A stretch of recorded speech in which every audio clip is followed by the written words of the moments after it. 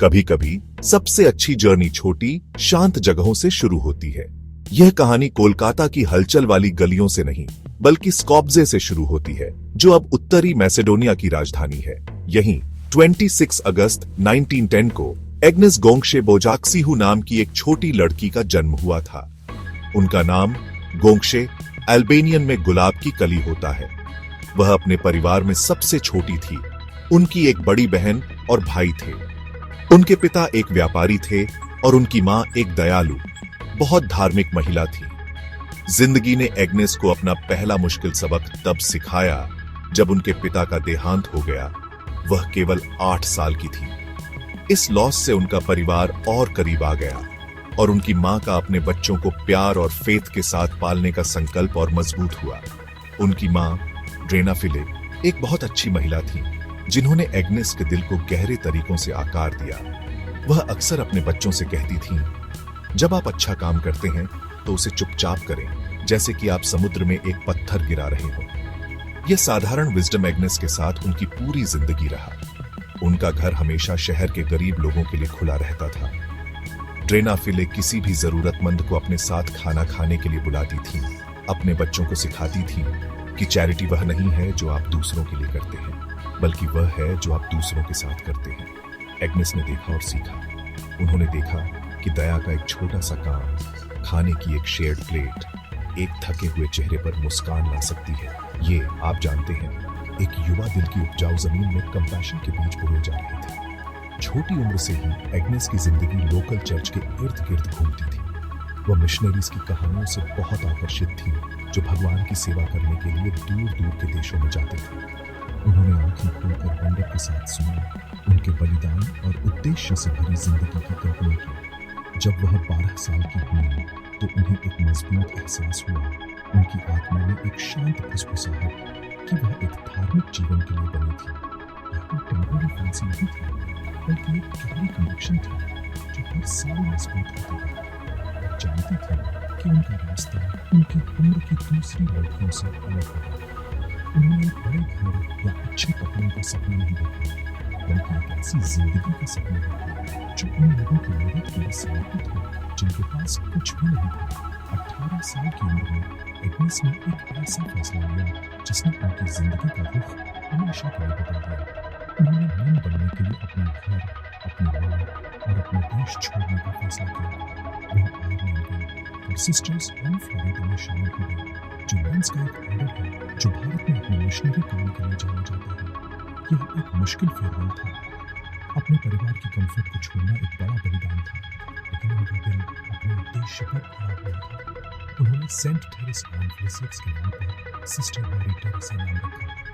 यह एक लंबी और एक्स्ट्रॉर्डिनरी जर्नी का पहला कदम था, एक ऐसी जर्नी जो स्कॉप्जे की युवा लड़की को लाखों लोगों की मां बनने तक ले जाएगी।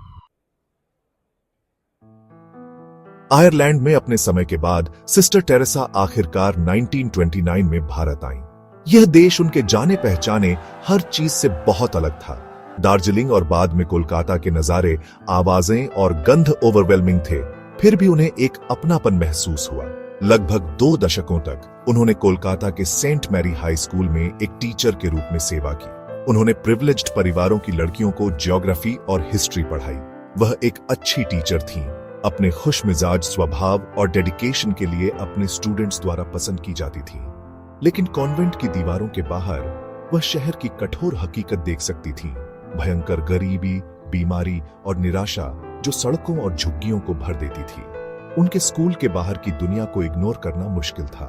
जबकि उन्हें पढ़ाने में संतुष्टि मिलती थी, उनके दिल को रोजाना देखे जाने वाले दुख से ज्यादा परेशानी होती थी। उन्होंने लोगों को सड़कों पर पड़े देखा, फॉरगॉटन और अनकेयर्ड फॉर। उन्होंने भूखी आंखों वाले बच्चों को देखा जिनकी कोई देखभाल करने वाला नहीं था। कॉन्वेंट के अंदर उनके जीवन की कंफर्ट और सिक्योरिटी एक बाधा की तरह लगने लगी, जो उन्हें उन लोगों से अलग कर रही थी जिन्हें सबसे ज्यादा मदद की जरूरत थी। उनके अंदर एक गहरी बेचैनी बढ़ती गई। उन्हें लगा कि भगवान उनसे कुछ और मांग रहे हैं, कुछ अलग। वह सेवा का जीवन जी रही थी, लेकिन उन्हें कंपैशन के एक और सीधे हैंड्स ऑन रूट की ओर खिंचाव महसूस हुआ। मोड 10 सितंबर 1946 को आया, कोलकाता से दार्जिलिंग तक की ट्रेन यात्रा के दौरान। उस दिन उन्होंने अनुभव किया जिसे उन्होंने बाद में call with in the call बताया। उन्हें भगवान से एक स्पष्ट और अनडिनायबल मैसेज मिला। उन्हें कॉन्वेंट छोड़ना होगा और अपना जीवन गरीबों में सबसे गरीब लोगों की सेवा के लिए समर्पित करना होगा। उन्हें उनके बीच रहना था, उनका दर्द बांटना था और उन लोगों तक भगवान का प्यार पहुंचाना था जो दुनिया द्वारा छोड़े गए महसूस करते थे। यह एक डरावना आदेश था। इसका मतलब था लोरेटो ऑर्डर की सुरक्षा छोड़कर पूरी अनसर्टेनिटी की दुनिया में कदम रखना, बिना किसी रिसोर्सेज और बिना किसी सपोर्ट के। लेकिन कॉल बहुत मजबूत था कि उसे रोका नहीं जा सकता था। अपने सुपीरियर्स की अनुमति से वह 1948 में कन्वेंट से बाहर निकला।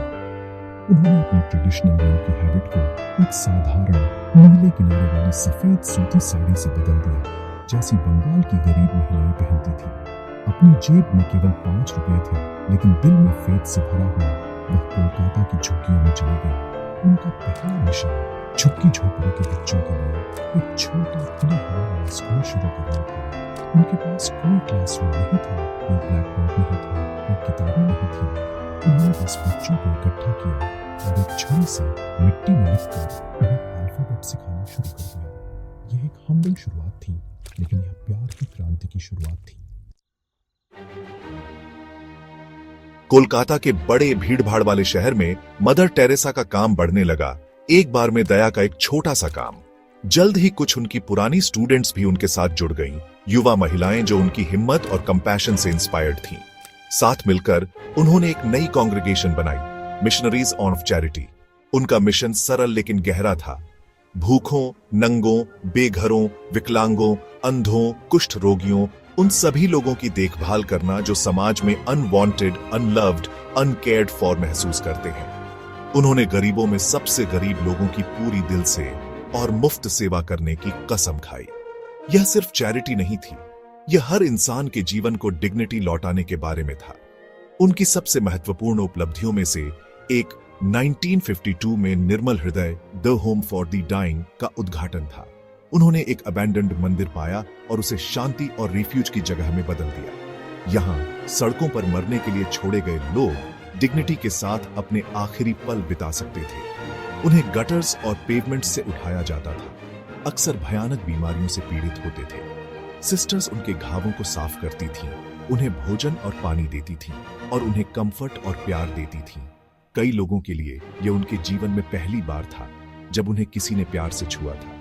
मदर टेरेसा का मानना था कि किसी को भी अकेला और अनलव्ड नहीं मरना चाहिए, और निर्मल हृदय ने यह सुनिश्चित किया कि उन्हें उनकी आखिरी सांस तक कीमती इंसान के रूप में देखा जाए। उनका काम समाज द्वारा भूले हुए हर व्यक्ति को शामिल करने के लिए फैला। उन्होंने Shanti Nagar, a town on of peace, कुष्ठ रोग से पीड़ित लोगों के लिए एक कॉलोनी खोली।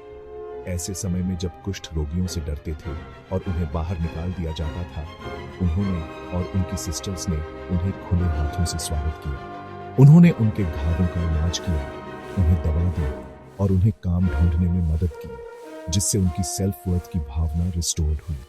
उन्होंने अनाथ और छोड़े गए बच्चों के लिए घर भी स्थापित किए, जिन्हें शिशु भवन कहा जाता था। ये घर ऐसे सैंक्चुरीज बन गए जहां अनगिनत बच्चों को भोजन, शेल्टर, एजुकेशन और सबसे महत्वपूर्ण एक परिवार का प्यार मिला। मदर टेरेसा ने हर उस व्यक्ति में भगवान का चेहरा देखा जिसकी उन्होंने सेवा की, चाहे वह एक मरता हुआ आदमी हो, एक कुष्ठ रोगी हो या एक छोटा बच्चा। काम अविश्वसनीय रूप से मुश्किल था। सिस्टर्स के पास बहुत कम रिसोर्सेज थे और उन्हें हर दिन भारी चुनौतियों का सामना करना पड़ता था। उन्होंने बीमारी, मौत और दिल तोड़ने वाली गरीबी से निपटा। फिर भी उन्होंने यह सब मुस्कुराते हुए किया। मदर टेरेसा ने उन्हें सिखाया कि यह इस बात पर नहीं था कि उन्होंने कितना किया, बल्कि इस बात पर था कि उन्होंने दुनिया में कितना प्यार डाला। वह अक्सर कहती थी, हम महान काम नहीं कर सकते, केवल छोटे काम बहुत प्यार से कर सकते हैं। यह साधारण फिलॉसफी मिशनरीज ऑफ चैरिटी के पीछे ड्राइविंग फोर्स थी। यह जॉयफुल, सेल्फलेस सर्विस की वही भावना थी जिसने दुनिया भर के लोगों के दिलों को छुआ और साधारण लोगों को दी सेंट ऑफ द गटर्स में बदल दिया। जैसे जैसे उनके अविश्वसनीय काम की खबर फैली, दुनिया ने ध्यान देना शुरू कर दिया। जो कोलकाता की झुग्गियों में शुरू हुआ था, वह एक ग्लोबल मिशन में बदल गया। मिशनरीज ऑफ चैरिटी बढ़ी, और जल्द ही दुनिया भर के देशों में सबसे गरीब देशों से लेकर सबसे अमीर शहरों तक घर और सेंटर चलने लगे। मदर टेरेसा कंपैशन और सेल्फलेस सर्विस का एक इंटरनेशनल सिंबल बन गई। उन्होंने दुनिया भर की यात्रा की, प्रसिद्धि पाने के लिए नहीं, बल्कि गरीब और भूले हुए लोगों की ओर से बोलने के लिए। उनका मैसेज हमेशा सरल और सीधा था, एक दूसरे से प्यार करो और हर इंसान के जीवन में वैल्यू देखो। उनकी छोटी सी फिगर अपनी आइकॉनिक सफेद और नीली साड़ी पहने लाखों लोगों के लिए उम्मीद की किरण बन गई। उनकी अथक लगन को पहचान मिली। उन्हें कई अवार्ड मिले, लेकिन उन्होंने उन्हें अपने लिए नहीं, बल्कि उन गरीबों की ओर से स्वीकार किया जिनकी उन्होंने सेवा की। 1979 में उन्हें नोबेल शांति पुरस्कार से सम्मानित किया गया, जो दुनिया के सबसे बड़े सम्मानों में से एक है। जब वह पुरस्कार स्वीकार करने गईं, तो उन्होंने मशहूर तौर पर कहा कि पारंपरिक भोज रद्द कर दिया जाए और उस पैसे का उपयोग कोलकाता में गरीबों को खिलाने के लिए किया जाए। उनके लिए अवार्ड और एक्कोलेड्स केवल ऐसे टूल्स थे जिनका उपयोग उनके मिशन को आगे बढ़ाने के लिए किया जा सकता था। उन्होंने अपनी बढ़ती प्रसिद्धि का उपयोग दुनिया के अंधेरे कोनों पर रोशनी डालने के लिए किया। शक्तिशाली नेताओं और आम नागरिकों को उनके बीच सबसे कमजोर लोगों की देखभाल करने के उनके कर्तव्य की याद दिलाई। मदर टेरेसा ने अपनी बुढ़ापे तक भी अपनी अनवेवरिंग डिटर्मिनेशन के साथ अपना काम जारी रखा, भले ही उनका अपना स्वास्थ्य बिगड़ने लगा था। दिल की समस्याओं और अन्य बीमारियों से पीड़ित होने के बावजूद उन्होंने कभी धीमी गति नहीं पकड़ी। उनकी स्पिरिट हमेशा की तरह मजबूत रही। उन्होंने अपने अंतिम वर्ष कोलकाता में बिताए, वह शहर जो उनका घर और उनके मिशन का दिल बन गया था। 5 सितंबर 1997 को 87 साल की उम्र में उनका शांतिपूर्वक निधन हो गया। दुनिया ने एक सच्चे संत के नुकसान का शोक मनाया। उनके अंतिम संस्कार में दुनिया के कोने कोने से नेता और आम लोग शामिल हुए, जो दुनिया पर उनके अविश्वसनीय प्रभाव का प्रमाण था। आज मदर टेरेसा की लेगेसी जीवित है। मिशनरीज ऑफ चैरिटी 130 से अधिक देशों में अपना काम जारी रखते हुए डाइंग के उद्धार, सूप किचन, अनाथालय और स्कूल चला रहे हैं। उनका जीवन एक शक्तिशाली अनुस्मारक है कि एक व्यक्ति फेथ और प्यार से लैस दुनिया में एक बहुत बड़ा बदलाव ला सकता है। उन्होंने हमें सिखाया कि कंपैशन कोई ग्रैंड जेस्चर नहीं है, बल्कि दयालुता के छोटे लगातार कामों की एक श्रृंखला है। 2016 में कैथोलिक चर्च ने आधिकारिक तौर पर उन्हें एक संत के रूप में मान्यता दी, लेकिन वह उन लोगों के लिए जिनके जीवन को उन्होंने छुआ और हमेशा से एक संत थी। उनकी कहानी सिर्फ एक बायोग्राफी नहीं है, यह प्रेरणा का एक अंतहीन स्रोत है। हम में से हर एक को अधिक प्यार और सेवा का जीवन जीने का एक आह्वान है।